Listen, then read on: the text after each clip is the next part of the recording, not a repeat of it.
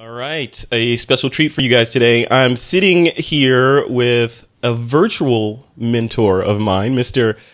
Aaron Nace. He's the founder. Well, first of all, he's a photographer, right? Creative guy, and he's the founder of a site called Phlearn, which you may have heard me mention on This Week in Photo before. I was able to wrangle Aaron to kind of join me in this Skype session, literally right before he's got to run away and do a shoot, to sort of talk about Phlearn, how it got started, how he's, just who is Aaron Nace? Who is he? So Aaron, welcome to the show. Yeah, awesome, Frederick. Thanks for having me, man. This is it's gonna be a lot of fun. Totally. This is I've been really looking forward to this. So let's just jump right in. Sure. Let's talk about just you as a photographer. How did you get started? I've been watching some of the YouTube videos that you put online, and I've seen the progression from both the progression in your art and things, how you do things, to the studio itself, the location. I've seen the progression. I feel like I'm growing up with you. It's like the Wonder Years, It's like even your personal appearance has changed over the years, as you record this. So tell me, just who is Aaron, That's a great question. I ask myself that question all the time. So as far as photography is concerned, I got into photography well before I ever started Phlearn. And Phlearn.com is a learning website based around photography, Photoshop, and basically helping people to live their creative dreams. That's what we're trying to do with people. But before I ever started that, I got into photography, just kind of playing around, really, just having fun and doing really weird concepts. Basically anything that sounded weird and came in my mind, I tried to do it.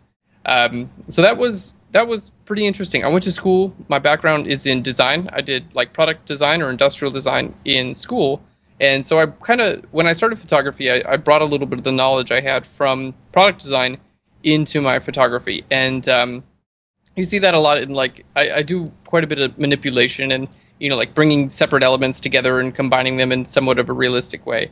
And so basically I started creating these crazy pictures for a couple of years and gained a little bit of traction on the internet, and people started asking me, how do you do all this stuff? Yeah. And got more and more questions like that, and then finally I was like, well, I'll just tell these people because it sounds great. I'll just share what I know. Yeah. And so that's when I started teaching Photoshop online, and that was basically the first iteration of what would become Phlearn as it is now. And we've grown and changed a lot. You can see, the coolest thing I think about Phlearn is that the whole idea is to help people grow their companies and you create better and better images. So it's not just about photography, it's about business and life and all these things. But we're also at the same time, you can see it visually that we're doing the exact same thing ourselves. So we're trying to help people grow their lives, and you can see it on our end too. We're kind of growing up as well. So yeah. And it's all video. There's you can't hide the truth, right? So it's from day one, you can see exactly where we started, and you can see right where we are now. And 2 years from now, you'll be able to see that. So it's really cool to be able to see that progression. It's almost like a video diary of my life. Totally, yeah. In an instructional format. So kind of a couple layers of fun there. Yeah, it's exciting. I mean, one of the things that drew me to Phlearn initially, I forget how I found the site. I think I was on YouTube looking for compositing tutorials, on different things. I was trying to do this levitation shot, so I'm like, nice. Okay, how I know how to do it, but I want to see how real people do it, So, I was there, and then I discovered your channel, and I'm just like, wow, this is great stuff. And then from a marketing standpoint, the things that attracted me to Phlearn were just the idea of your approach to teaching, right? So you seemed. Now, I'm a marketer, right? So, and a photographer. So I know in the sort of internet marketing world, there's a lot of it's not very altruistic at all, right? It's okay, how can I change this verb to increase conversions? How can I, What can I do to make more money? What if I send an email on this time? Will I make more money? And the thing that I got from yours is sort of you sort of flipped it on the other side, which is what I'm a proponent of, whereas you just tell people like it is. You give away a ton of information, and then if they want to buy more, the long form tutorials, you make them available. And it's not, even the email communications I get from you don't feel like you're, hey, you 2 more minutes left to, it's very down to earth and altruistic. So congratulations on that. It's it's refreshing to see someone that's doing photography and marketing and not it's not all about the almighty dollar, right? Yeah, and that's thank you for noticing. And that's always how I've wanted to have this company, and it's still like number one. I mean, money is pretty far down on our list, honestly. I mean, we spend a lot of money doing things that don't make us any money just because we think they'd be cool for you guys to learn. Like today, in fact, in a couple of hours, we've got a crew of about 15 people, and we're going out to the botanical gardens north of Chicago with models. And we're the only reason we're just going to go and create free episodes on like how to use a light meter and how to balance lighting. And the photo shoot itself is going to cost us a couple $1,000s, and we're giving it away for free. We're not going to charge anything for all the episodes and all the content we make. So it's but I'm a big believer in like just give the people like what they deserve, like give them the best content they can possibly get, and then it's like a balance to me. Like the whole universe is like, if you give out a lot of value, you're gonna get it back. You don't have to be like tricky or crafty or fool people into spending money. Just like give them something great and you'll get back something great. Yeah, and it's easier, right? It's like instead of trying to be diabolical about your marketing and all that stuff, just do what comes naturally to you, and if the money will follow, generally speaking, right? Yeah, I'm not very diabolical. I'm just like a silly guy. So I don't think I could pull off diabolical. Hey, that should be a topic of one of your upcoming tutorials. Diabolical. Yeah, how to be. I'll bring in some. I'm in Chicago. There are a lot of that type of people here. Yes, I know. I'm from Chicago. I know. Yes. Oh, you are. Oh, yeah. Okay. Yeah. I'll bring in someone from a hedge fund, and I'll have them teach, and then I'll teach and be like, "See, that's the difference." Like after Aaron's tutorial, I didn't feel like I needed a shower. It's oh, I feel so clean. It's great. I know. So let's talk about your ideation process. So how do you I'm looking at your site now, and there's just a ton of different tutorials that are just sort of all over the place in terms of different ideas. I mean, I'm seeing wings on people flying around. I see some nudes here. I see flying fairies. I see all kinds of stuff. Where do these ideas come from? You're just walking around Chicago and you're like, hey, it'd be nice if those bricks were falling there and an angel was standing on top of them, Pretty much. I think that one of the things that is, as far as my photography is concerned, so there's two different topics. One is photography, and then one is, the education site, Phlearn.com. As far as my photography is concerned, and just how I am in general, I've never been able to stick with like one thing for very long. I tend to jump around. So running a business honestly has been quite a bit of a challenge because I do jump around so much. As far as the photography is concerned, it helps out sometimes because I'll do one particular style, or I'll do one photo shoot. I'll do it to the best of my abilities, and then the next week I'm going to do a completely different style, completely, just something that I've never done before, and that kind of like challenge has always been fun for me. Yeah. So the idea is just kind of like, I think that, really using Photoshop and using photography and kind of like learning how these tools come together really does give you the ability to create anything. Just anything you can think of, you can totally create. And to me, that's just fun. I have these like things that's like, wow, that would be really cool to see. And then I make it. So yeah, so you can kind of architect your own reality. It reminds me that another person from Chicago, remember R. Kelly had this song out called if you can, I forget, part of the lyrics were if you can see it, you can believe it, or if you could, something like that. If you believe it, you can see it. I believe I can fly was the. I believe I can fly. Yeah, basically. And it's fun. That's like that's the whole reason. I think that for me, photography when I started was fun, and as long as it stays fun, I'm doing my job right, and I want to continue to do it. So, like, yeah, it's just like, oh, we can create some cool things. Sounds like there's some people. That's awesome. In the studio. All right, No the worries. Chicago studio's coming alive. So, Yeah. I'll wrap this up. I know you got to run and control No, this. I got time. Okay. Take your time. Okay. I'm just a pawn. I'm just the guy who takes pictures. There are a lot of other more important people around here than me. That's awesome. Okay, so talking about a little bit about the idea of pixel pushing and image manipulation, right? So on TWIP a lot, actually a while ago, we were kind of talking about, I don't even know if it's a controversy, but we're talking about there's some purist photographers, and I put the word purist in air quotes, but that say, hey, you got to get everything in a negative. You know, it's not real photography if you crop, or it's not real photography if you do this. It's got to be exactly right, you know, like in the film days, you know, otherwise it's not real photography. Then on the other side, there's me, and I say, you know, one of the phrases I use were pixels were born to be punished, right? So so it's the pixel punisher in us with Photoshop. You know, you go out, you capture images, and then you create what's in your mind's eye from those images. All things notwithstanding, we're not talking about photojournalism where you're trying to tell a story that actually happened. But if you're doing something illustrative or art-like, and from my perspective, and I'm assuming yours, looking at your work, all bets are off with pixels. How do you explain that to people when they say, hey, Aaron, if you don't, you got to get it right in the camera. You can't be fixing that perspective or cloning out that tree. You know, that's not real photography. That's a really great question. And I love talking about this. And I think it all just comes down to what your goal is. And I don't really ever tell people that I'm a photographer. I say that I make images. My goal is never, it never just stops at the camera. My goal is to create a final image. And really, whatever step I can take to get there, that's fine with me.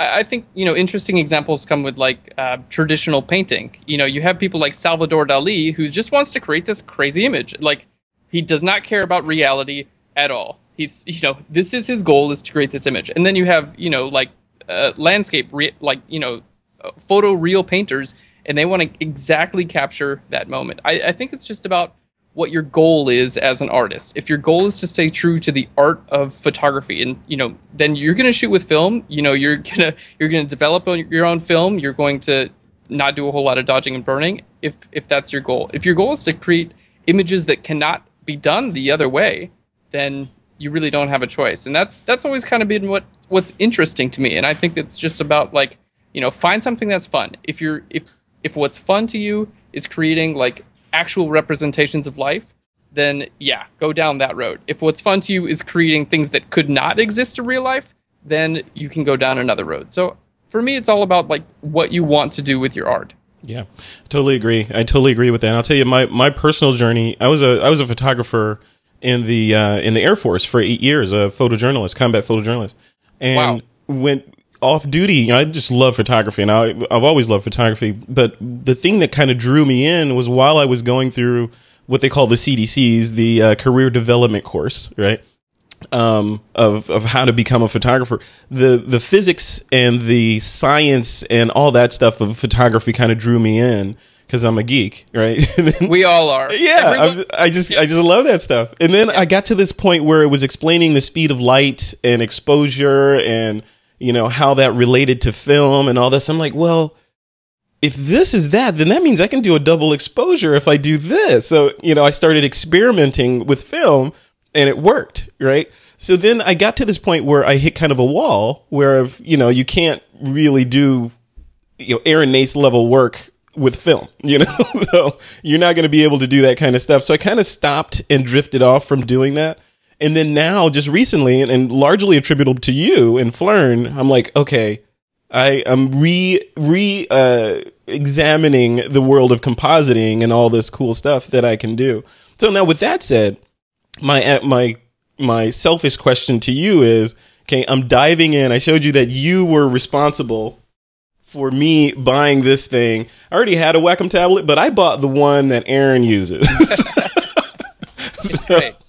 I got the one, but I did get the wireless kit for it. You got the wireless, yeah. Yeah, I got the wireless kit. So my question to you is, so as I reemerge into that and sort of immerse myself into YouTube and your training on your site and others, and, you know, all this stuff out there, when I see an image in my mind, like, okay, I want to do a shot of like someone doing a slam dunk on a basketball court, but they're impossibly high, you know, I want to do something like that. What are the steps necessary? Should I sit down and sketch out the shot and then sort of figure out placement of lights and all of this stuff and what it's going to look like? Or should I just go out there and play around and experiment? How would you approach a shot like that? That's a really good question. I think when it comes to compositing, let's say you do want to do a complex composite where things have to fit together, you're like building a puzzle. It really helps to sketch out your ideas ahead of time, because you'll know where things have to be placed. You can't really fudge that stuff as much, or it's going to look quote unquote Photoshoppy. I mean, my goal with my work is for it not to look Photoshoppy. You know, like that's generally a bad term. I want people to say like, wow, that's incredible and it looks real, not wow, that looks like fake Photoshop crap. Right. So I think sketching is a really important part, especially if you are compositing. Just going out and having fun a lot of the time is going to result in like a little bit more of a natural feel in your photos. It's going to be harder to pull off a conceptual shoot in some ways, but there are a ton of ways to do it. And I think that, you know, with the work that I create, a lot of it seems like it's Photoshop like trickery. And although, you know, I do use Photoshop quite a bit, a lot of it is really, you know, most of those things are there in camera, and I just combine them together in Photoshop. So, like, let's say you were going to put, you know, someone jumping, you know, slamming a basket. Like, I would probably try to put that person either there where they're going to be on top of a ladder or as close to there as possible. And then you just clone out the ladder. And then you don't have to worry about, like, does this person look like they're in the scene? Because they actually would be in the scene. You just take out a ladder and you got your composite complete. Yeah, that's great advice. That's great advice. Yeah, it's exciting. I mean, it opens up a whole new world of photography when you think in terms of, okay, I have the power of Photoshop on the back end to help me realize what's in my mind's eye, rather than when you go out and you're like, okay, I'm a photographer, I have to get an interesting shot right now. You know, you can sort of think about it in the reverse and say, okay, this is a shot I want to build. I want a model looking like she's crawling up out of a graveyard, you know, so I'm going to shoot this and then I'm going to do this and then put it all together in Photoshop. Yeah. So it's crazy. So, okay, the final tips, you know, I call it kind of parting shots for photographers as they watch this and they're jazzed and they're probably going to go over to Phlearn.com and start poking around some of the free tutorials you have there. What are some tips that you can give people on, you know, how do you move forward? You know, how do you keep the momentum of your creativity going? How do you stay out of that, you know, the conveyor belt of buying new gear and things like that? What are tips that you can give the lay people? Totally. Well, I think, and I kind of touched on it earlier, but for me, you know, I get to create amazing images and it really is a lot of fun, but sometimes it's still not fun. And I found, like, the only times when I stagnate with photography, or I stop liking it, or I'm like, oh, it's my camera, or oh, it's this, or oh, it's that, and it's never any of those things. It's just me. Every single time, it's just me. And the only difference is it stops becoming fun. That's the only thing. So photography, in my opinion, is great because there are so many things that can be fun about it. Like, if you stop having fun clicking the shutter, like, you don't even have to click the shutter. Like, you could spend all your time designing, like, wardrobe. Let's say, like, oh, I want someone wearing this amazing dress made out of, like, you know, scrapyard material. Well, you could spend your time designing and building that and still create amazing photos, but your focus would be on the props. Maybe you could spend time focusing on, you know, like, this cool conceptual idea, or like nailing down a beautiful location at a certain time. Location scouting. I mean, location scouting pretty much involves, like, traveling around the world looking at beautiful things. Like, what's not to like about that? Right. So I think that for people who, you know, they kind of get to these places where they stagnate, they lost what's, like, fun about photography. So it's important to, like, remember why you got into the first place and, like, what you find fun in your life right now. It's like, you know, I don't want to take pictures. I just want to, like, travel. Well, then take some travel photography. Like, that, it's going to bring a new part of fun to you. And then when you get back to wanting to, like, create your conceptual images or your portrait images or things like that, you're going to take some of those things you learned when you're out having fun doing your travel photography. You're going to bring them back into your portrait photography, and that's just going to feed and get a lot better. So my biggest piece of advice is just, like, have fun. If you're not having fun, like, change what you're doing until you are having fun. Love it. Yeah, rinse and repeat. Okay, so final question from me. The pen tool or the magic wand tool? Which one? Do I have to learn the pen tool in order to be good? No, you don't have to learn the pen tool in order to be good. The pen tool, so we have very technical questions here. And if you guys are interested in learning the pen tool, by the way, go to Phlearn.com. There's a tag and a category button above every single post, and you can click on tags and then go down to pen tool. So we have episodes on the pen tool if you do want to learn it. But awesome. These are all tools to make selections. So I would say for 90% of my images, I do not use the pen tool. It's not, you don't need it for everything. But if I do want to cut something out that has hard edges and I want to cut it out extremely precisely, then there's no other better tool than the pen tool. But let's say I want to add clouds to a sky, then there would be no application for using a pen tool. Brightening someone's eyes, no application for a pen tool. If I wanted to do a rough composite where I'm just like sticking different things together, no application for a pen tool. But if I do need to cut something out very pristinely, then the pen tool every time. Love it. All right, what's next for Phlearn? What's next for? Are you branching out to multiple studios? Are you going to have a New York branch? What's going on? That's a really good question. We're in the middle of a couple very, very exciting business models. We're just actually increasing our staff by about 400%, I guess. We're hiring a lot of new people. We're building our Chicago studio up to basically the biggest thing that I learned in business, and this is not in business school, it's just by having a business, is that I think oftentimes people make a jump too soon. They will, and they do it with photography too. They're at a current level, and instead of taking their current level to the maximum it can go, they'll get bored with it and try to make a jump to do something else. So, we're doing a great job. We're building our studio, and our business is growing and growing and growing. So to completely pivot at this point would deny Phlearn the growth that it could possibly attain. So I think in business, it's really important to make sure what you're doing, just do it to the best of its ability, take it as far as it can go, and when it can go far enough to where you don't have to be a part of the business to actually work, then it's time to pivot. So we do have a lot of really exciting things in the pipeline, but right now we're focusing on building our business. We're probably, by my estimations, we're between 5 and 10% of our market cap right now. So getting to 90 to 95% of our market cap could, it could take years, it could take millions of dollars of advertising, it could take a lot of things. But what it's going to do is it's going to benefit that much fold on the long run. So that's what we're focusing, is doing what we're currently doing as best as we possibly can, and doing it better than better than yesterday. That's awesome. So, not that you could say if this were the case, but hopefully I'm not going to see Phlearn acquired by, say, Linda or Kelby or one of those guys. Please stay independent. I beg of you. You'll never see that. We don't have any plans of selling the company. We didn't build it in a way that will even allow it to be sold, to be honest. Good. And we're financially we're doing just fine. So we don't need the money, so it's okay. Awesome. All right. Well, speaking of money, so before we started recording, we agreed that you are going to do a discount on Phlearn tutorials to the TWIP audience, right? We are, yeah. The Phlearn Pro tutorials, and this is actually going to be good on Pro textures, which are great for adding to basically any of your photos. We have a few Pro actions as well, which you can kind of one click and you're good to go. It'll make your image better. In our Pro tutorials, you guys can learn anything from compositing, retouching, color effects, special effects, just basically anything you have in mind. And we're giving you guys 20% off, and you can use the coupon code TWIP20, and that's going to be good through July 12th at midnight Central Time. Awesome. Perfect. Thank you for doing that. I appreciate it. I always like to wring a little bit out of my guests, see if I can get some free stuff going on.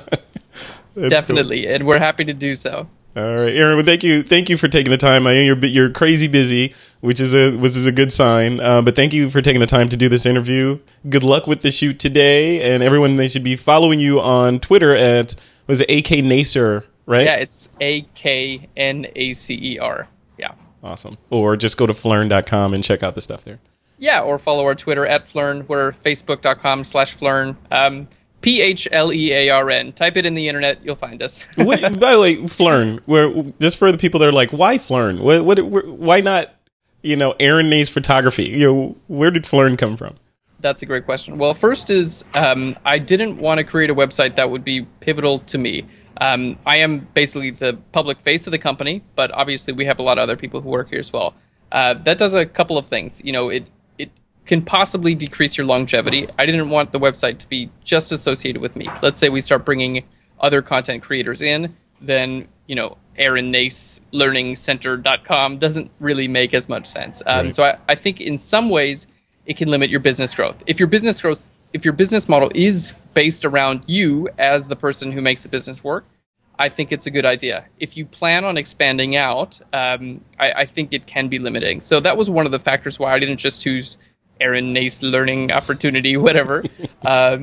And I wanted something. The whole feel of Phlearn is fun. Like, we're going to have some fun. We're going to talk about some silly stuff. We're going to joke around. But at the end of the day, you're going to learn some kick-ass stuff, and you're going to get better. And so it made sense to make a name that was just, it's kind of fun to say. And then Phlearn is PH, Learn. So the PH is for photography and Photoshop. And then learn is at the end. So you can learn photography and Photoshop. And it's just kind of a weird, fun word to say. And I giggle every time I say it, so it works. You should. You should. That is the entire purpose of our company, is to help people giggle. And whenever I say, yeah, it's like, I have a company called Phlearn, people are like, what? That is, what do you do? Are you like How do you spell that with an F? Yeah, like a Swedish tool manufacturer? Like, what? It's a very weird name, but it's a lot of fun. I love it. Well, Aaron, thank you so much again. Hopefully one day we'll be able to twist your arm to come on TWIP as a co-host and sort of talk about some of the news of the week. You up for that? I'd love it. Yeah. Awesome. All right, man. Well, you have a good day and a good rest of your week. Thanks so much, Frederick. Thanks so much. You're welcome.